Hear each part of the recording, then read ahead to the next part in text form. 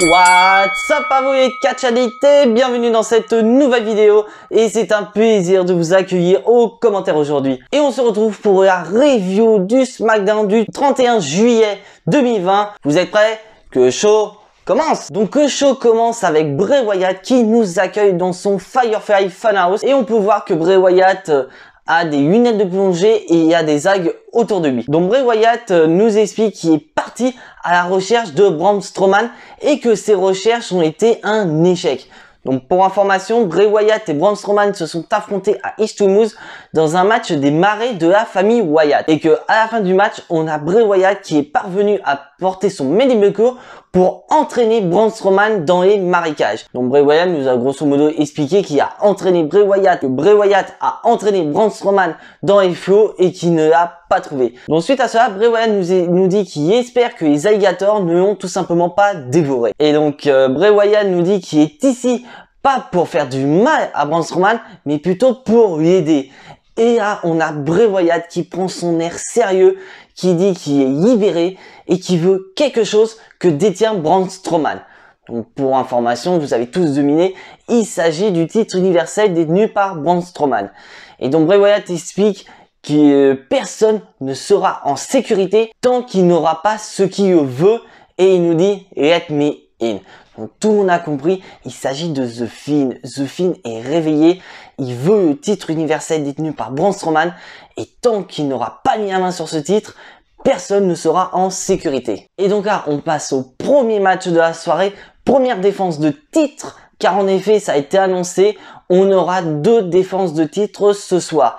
Donc le champion intercontinental AJ Styles défend son titre face au Grand Metalik accompagné de Lince Dorado. Franchement, j'ai été agréablement surpris de ce match parce que pour moi personnellement, Grand Metalik n'est pas un catcheur qu'on voit souvent à la télévision, bien que personnellement c'est un catcheur que j'adore, il représente bien ce que c'est que catch lucha libre, donc le catch mexicain avec les voltiges, etc. Et là on a pu voir vraiment à son niveau face à un technicien au top tel que AJ Styles. Et franchement le match j'ai aimé et franchement on voit à la fin du match où AJ Styles parvient à attraper le Grand Metalik alors que ce dernier venait tout juste de porter une prise. Il veut récupérer un peu dans les cordes. Donc AJ Styles porte le piège dans le Cap Crusher pour la soumission finale. Donc, vainqueur de ce match par soumission et toujours champion intercontinental, le phénoménal AJ Styles. Et on voit qu'à la fin du match, Lince Dorado veut checker son ami, veut voir comment il va, mais AJ Styles attaque et lui porte son Styles Clash. Donc personnellement, si je dois noter ce match, je mettrai un beau 8 sur 10. Mais vraiment un 8 sur 10 bien mérité parce que j'ai été agréablement surpris dans le match. Parce que je me dis que voilà, le Grand Metalik c'est un catcheur qu'on voit pas souvent. Souvent à la Lucha House Party, on est meilleur parce qu'il n'y a pas le choix. Et donc le fait de voir comme ça face à AJ Styles qui a donné du fil à retordre à AJ Styles, ça m'a agréablement surpris. Et donc on passe directement en coulisses où on voit Shorty G qui était en train de regarder le match entre AJ Styles et le Grand Metalik et on a King Corbin qui vient le voir. Donc King Corbin qui lui explique c'est frustrant de te voir être assis à regarder ce match alors que tu aurais pu être à la place de Grand Metalik et affronter AJ Styles pour le titre intercontinental si tu avais fait le bon choix parmi tes amis. Et donc on voit grosso modo que King Corbin tente plus ou moins de, comment on peut dire ça, manipuler Shorty G pour pouvoir en faire son acolyte. Parce qu'en effet, Shorty G lui demande est-ce qu'on est amis. Corbin lui explique que oui, on est amis, j'ai rien eu contre toi. Il lui rappelle que voilà, beaucoup de catcheurs sous-estiment Shorty G par rapport à sa taille. Et Shorty G lui dit tout simplement ouais, tu veux peut-être que je te rejoigne parce que tu as affaire à Matt Riddle. Et donc au final, King Corbin lui explique que voilà, t'as une proposition, maintenant à toi de prendre la bonne décision. Et là, on passe dans le ring où on a le charismatique Enigma Jeff Hardy qui vient nous rappeler le match qu'il y a eu la semaine dernière. Parce qu'en effet, Sheamus et Jeff Hardy se sont affrontés la semaine dernière à SmackDown dans un bar fight remporté par Jeff Hardy. Et donc Jeff Hardy nous dit que tout simplement il est heureux maintenant, que malgré le fait qu'il a eu affaire à Sheamus il y a quelques semaines et que voilà que Sheamus lui a rappelé son passé noir lié à l'alcool, bah maintenant cette histoire est définitivement terminée pour Jeff Hardy. Et donc Jeff Hardy nous explique que voilà, il y a beau être alcoolique, etc. C'est avant tout un père et un mari. Il est aussi une superstar de la WWE. Il est là pour catcher parce qu'il adore ça. Il est là pour les fans et qu'il ne veut pas abandonner les fans une nouvelle fois. Que maintenant la sobriété, c'est son combat de tous les jours. Et on a donc la musique de King Corbin qui explique tout simplement, voilà, il en a marre de rester assis à entendre Jeff Hardy pleurnicher et parler donc de sa guérison. Et il dit tout simplement que la vie de Jeff Hardy est tout simplement une blague. Et donc Corbin se présente, voilà, comme étant le roi avec son royaume, qui dit, voilà, je dois gérer donc tes pleurnicheries, je dois m'occuper de Matt Riddle et j'ai un match ce soir face à Drew Gulak. Et donc au final, Jeff Hardy lui dit, ouais, mais est-ce que tous ces problèmes qui sont survenus à ce matin, c'est pas dû par rapport à King Corbin? Donc King Corbin n'apprécie pas vraiment, il dit tout simplement que Jeff Hardy il craint. Baron Corbin se fait attaquer par Drew Gulak. Et donc on passe directement au deuxième match de la soirée, King Corbin face à Drew Gulak. Et on voit que voilà, bien que Corbin essaye des prises de soumission, etc., et Drew Gulak parvient facilement à le contrer parce que c'est un spécialiste des soumissions et il va même jusqu'à porter le Yes Lock de Daniel Bryan. Et donc à noter, à la fin du match, on a Matt Riddle qui vient pour distraire King Corbin. Donc Drew Gulak en profite pour faire un roll-up, mais ce dernier ne passe pas et King Corbin porte son End of Days pour le compte de 3. Donc, vainqueur de ce match, King Corbin. Et juste après le match, on a donc Matt Riddle qui attaque King Corbin parce que comme vous le savez, ils sont en rivalité les deux catcheurs. Et on a Shorty G qui vient séparer Matt Riddle et King Corbin en portant une énorme souplesse sur Matt Riddle. Donc on a la confirmation, Shorty G vient de faire un hit turn, il vient de rejoindre le royaume de King Corbin en tant que chevalier. Bon, ça n'a pas été dit vraiment non chevalier, etc. C'est moi qui le dis, parce que comme on peut faire le lien, voilà, King Corbin, il se prétend être un roi, les serviteurs du roi sont les chevaliers. Donc je suis assez curieux de voir comment les événements vont se produire avec le hit turn de Shorty G. Est-ce que Shorty G a pris la bonne décision? Est-ce qu'il va obtenir ce qu'il veut réellement, c'est-à-dire par exemple des matchs de championnat face à AJ Styles pour le titre intercontinental? Dites-moi en commentaire si Shorty G a pris la décision de sa carrière. Et donc car on passe au troisième match de la soirée, Big E et face au Miz accompagné de John Morrison. Donc à noter que Big E est tout seul parce que pour information, Kofi Kingston a annoncé la semaine dernière qu'il serait out pendant au minimum 6 semaines et que Kofi Kingston et Xavier Woods ont donné leur bénédiction pour que Kofi continue sa carrière en solo. Donc c'est le premier match en solo de Big E depuis qu'il a rejoint le New Day. Parce que je vais dire en solo, vraiment pas pour le compte du New Day, parce que c'est vrai que Big E a eu beaucoup de matchs en solo, mais le plus souvent, c'était dû à sa rivalité avec le New Day, en tant que membre du New Day. Donc franchement, le match, j'ai assez bien aimé. À noter donc à la fin de match où John Morrison a tenté donc d'intervenir, mais l'arbitre a vu l'intervention de John Morrison et donc l'arbitre prend la décision de virer John Morrison dans les coulisses. Et donc le Miz n'est pas du tout d'accord par rapport à ça et donc se plaint au niveau de l'arbitre, ce qui permet à Big E de porter un roll-up, mais que ce dernier ne passe pas et on voit Big E porter une prise de soumission pour faire taper le Miz. Donc vainqueur de ce match par soumission, Big E.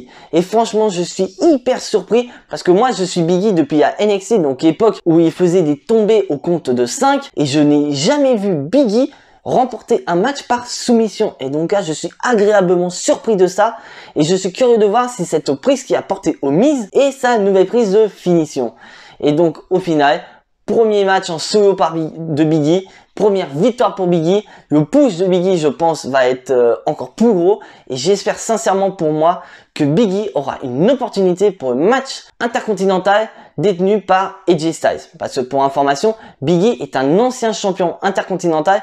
Et pour moi, il fait partie des catcheurs du côté de SmackDown qui méritent un match de championnat face à AJ Styles. Donc je suis curieux de voir si AJ Styles estime Big E digne d'obtenir un match de championnat. Donc là, on passe vite dans les coulisses. On voit Shinsuke Nakamura et Cesaro, nos nouveaux champions par équipe, qui célèbrent leur victoire face au New Day à Eastwood. Donc on voit aussi que Lince Dorado et Grand Metalik, donc à Lucha House Party, viennent.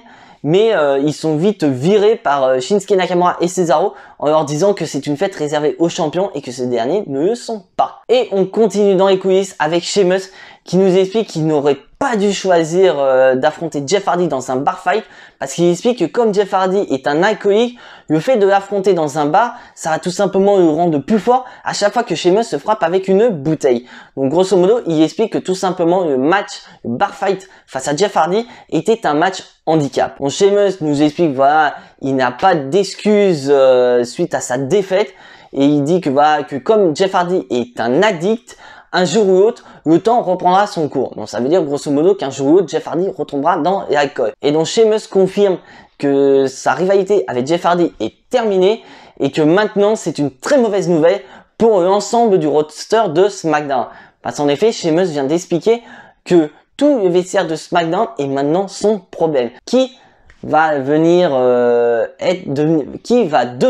le nouveau problème de Sheamus. Je suis bien curieux de voir ça. Donc là, on passe au prochain match de la soirée. Lacey Evans contre Naomi. Franchement, je ne vais pas aller dans les détails parce que c'est une rivalité que je n'aime pas du tout. Elle date depuis le fameux karaoké show qui était animé par l'un des Usos. On avait donc Lacey Evans, on avait Naomi, on avait Dana Brooke et Tamina. Et franchement, je n'aime pas du tout. Donc je vais aller vite fait où on a Lacey Evans qui tente dans sa prise de finition le Woman's Right qui est esquivé par Naomi qui enchaîne avec un backside pour le compte de 3. Donc gagnante de ce match, Naomi. Et donc là, on passe dans les coulisses avec Mandy Rose et Mr. Money in the Bank Otis. Mandy Rose qui explique que ça fait un moment qu'elle n'a pas eu de rendez-vous avec Otis. Et elle explique tout simplement qu'elle a planifié un rendez-vous avec Otis, qu'elle a tout préparé et qu'elle demande à Otis d'aller se préparer et que Mandy Rose allait partir pour se préparer. Donc on voit qu'Otis il est super content déjà d'une d'avoir un rendez-vous avec sa compagne Mandy Rose et surtout pouvoir manger. Mais à noter que peu de temps après que Mandy Rose et Otis soient partis, on voit Sonya Deville qui était juste derrière, donc qui va sûrement à la rencontre de Mandy Rose. Et on voit que pendant que Mandy Rose est en train de se préparer, elle se fait attaquer par Sonya Deville. Et donc Sonya Deville qui commence à attaquer violemment Mandy Rose, allant lui mettre du rouge à lèvres partout sur le visage et allant même jusqu'à couper les cheveux de Mandy Rose. Et donc au moment où Sonya Deville a une tondeuse, donc on suppose qu'elle voulait totalement raser la tête de Mandy Rose, elle est tout de suite arrêtée par les officiels de la WWE. Et donc là, ça me permet de bondir sur cette information car il y a des rumeurs qui courent sur cette rivalité entre Mandy Rose et Sonya Deville. Il y aurait apparemment des rumeurs d'un match entre Mandy Rose et Sonya Deville à SummerSlam avec une stipulation cheveux contre cheveux. Donc pour information, ce type de match, c'est un match simple et la perdante devra tout simplement se raser la tête. Donc je tiens à préciser que ce sont que des rumeurs, il n'y a rien d'officiel. Donc je suis curieux de voir l'évolution de cette situation. Parce que moi personnellement, je trouvais qu'on n'avait pas fini cette rivalité entre Mandy Rose et Sonya Deville de la bonne manière, parce que pour moi personnellement il fallait que ça continue parce qu'on a eu quelques matchs à SmackDown et au final ça s'est terminé comme ça d'un claquement de doigts. Donc moi je suis pas forcément d'accord et donc un match à SummerSlam pour en finir une fois pour toutes, c'est ce que je veux à tout prix. Et donc là on passe au main event de la soirée, la deuxième défense de titre, la championne de SmackDown Bayley accompagnée bien sûr de la nouvelle championne de Raw Sasha Banks face à sa challengeuse Nikki Cross accompagnée d'Alexa Bliss. Donc à noter que durant le match, je m'y attendais à une tentative de tricherie de Bayley parce que comme vous le savez, comme je dis dans mes dernières vidéos, Bayley et Sasha Banks ont pris un abonnement à la tricherie. Et ça a été le cas parce qu'à un moment donné où Nikki Cross a tenté un Tornado DDT qui est passé dans le ring, Bayley qui commence à rouler vers l'extérieur, mais Nikki Cross parvient à l'arrêter et elle porte une prise donc sur le bord du ring, ce qui fait tomber Bayley à l'extérieur et on voit donc Sasha Banks qui se met dos à l'arbitre qui vient soi-disant checker son ami, mais elle vient lui redonner une de ses bagues comme elle a fait à Extreme. Donc pour information, Bayley avait battu Nikki Cross en utilisant une des bagues de Sasha Banks comme point américain. Donc là, on voit que Bayley voulait tenter la même chose, mais elle n'a jamais eu l'occasion de le faire à un moment où voilà, Nikki Cross a tout simplement attrapé et porté une prise. Elle a vu donc point américain et elle a tout simplement balancé à Sasha Banks. Et donc le tournant du match, on voit que Sasha Banks a tenté d'intervenir dans le match, mais on a Alexa Bliss qui est intervenue. Cette fois-ci, elle est intervenue dans le match. et Nikki Cross donc, se débarrasse de Sasha Banks et on a un défi de tombée spéciale, mais aucune ne parvient à aboutir au compte de 3 et on a donc Bayley qui porte sa prise de finition pour le compte de 3. Donc gagnante de ce match et toujours championne de SmackDown, Bayley. Mais à noter qu'à la fin du match, on a Nikki Cross qui est dans le ring, qui est tout simplement frustrée. Et donc Alexa Bliss vient dans le ring pour aider, mais Alexa Bliss se fait tout simplement pousser par Nikki Cross. Donc on voit Nikki Cross qui repart dans le backstage, qui était vraiment dégoûtée parce que c'était pour elle son ultime opportunité de devenir championne et que cette opportunité n'a pas abouti. Et là, on a Alexa Bliss qui est toute seule au milieu du ring et on a les lumières qui s'éteignent. On a The Fiend Bray Wyatt qui est à côté d'Alexa Bliss, une Alexa Bliss totalement terrifiée. Et on voit que The Fiend tourne autour d'Alexa Bliss et que petit à petit, il lève la main pour porter son Mandible. Et au final, Bray Wyatt, The Fiend, porte Mandible sur Alexa Bliss et le show se termine avec les lumières qui s'éteignent. Donc j'ai une petite théorie par rapport à cette attaque, parce que si vous avez vu le Wyatt Swamp match à Extreme Rules, à un moment donné, on voit Sister Abigail parler à Braun Strowman. Et Sister Abigail avait le visage d'Alexa Bliss. Donc j'en ai parlé dans ma review d'Extreme Rules, mais apparemment il y aurait des théories disant que Sister Abigail prend l'apparence d'une personne que l'on désire le plus. Donc apparemment, la personne que Braun Strowman désire le plus, c'est ni plus ni moins qu'Alexa Bliss. Et donc au final, du fait que Alexa Bliss a un lien avec Braun Strowman, The Fiend a donc décidé d'attaquer Alexa Bliss, la personne que Braun Strowman désire le plus. Et donc je pense que c'est vraiment dans le but de déchaîner Braun Strowman et de faire sortir le monstre qui est en Braun Strowman. Le monstre que Bray Wyatt veut que Braun Strowman devienne. Donc voilà, c'est tout pour cette review de SmackDown. Mais je tiens à préciser qu'avant de terminer cette vidéo, je vous ai vu sur les réseaux sociaux, donc tout le monde en a parlé. On a eu, donc pour information, grâce à Axel de la chaîne WWE Fan France, qu'on allait avoir de nouvelles cartes, donc les nouvelles Sermatax édition 2020.